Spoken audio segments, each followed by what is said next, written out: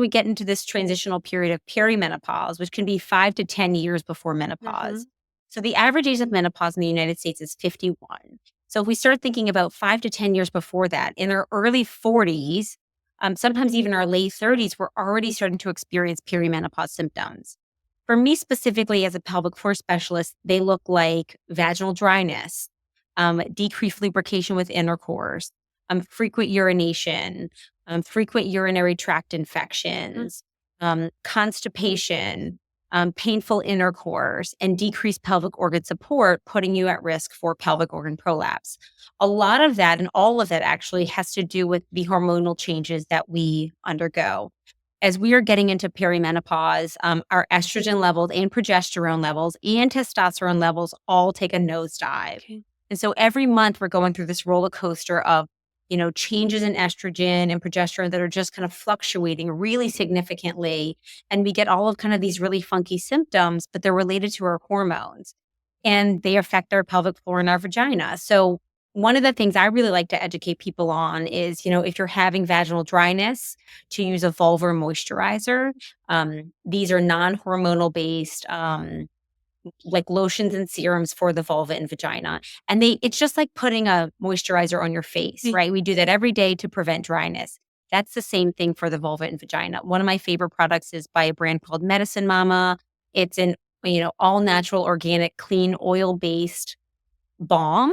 And I mean, I can put it on my face and I can put it on my vulva. Yeah. So it's just really, but it's moisturizing. You don't want to be using petroleums or Vaseline or Aquaphor or anything like that on the area. Also, nothing scented or tingly, just really kind of clean products. I'm like, if you can't put it on your face, don't put it on your vulva. Okay. The second thing is working with a medical provider and using topical estrogen.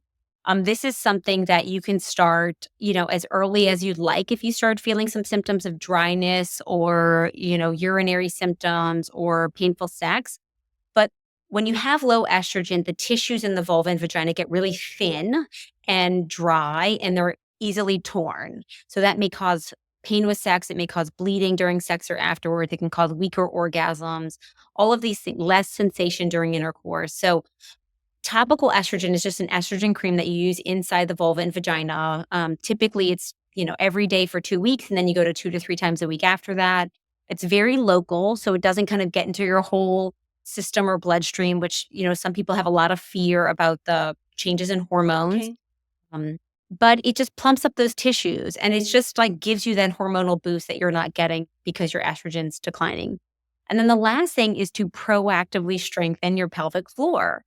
We lose 2% of our muscle mass every year after we hit menopause. So you want to be building up your muscle mass in advance so that you have a full cup of muscle strength when you hit that menopausal period. And menopause is defined as 12 months from the day of your last menstrual cycle. So if you have, and no menstrual cycles for 1 year, you are officially in menopause. So after that, we're losing collagen and, muscle tone and strength throughout our whole bodies, but including our pelvic floor. So you need to, 35 to 40, start proactively strengthening your pelvic floor. If you don't have tension, work on strengthening so that you can build up that muscle mass and have a nice reserve as you're entering a stage where that muscle mass is going to gradually decline.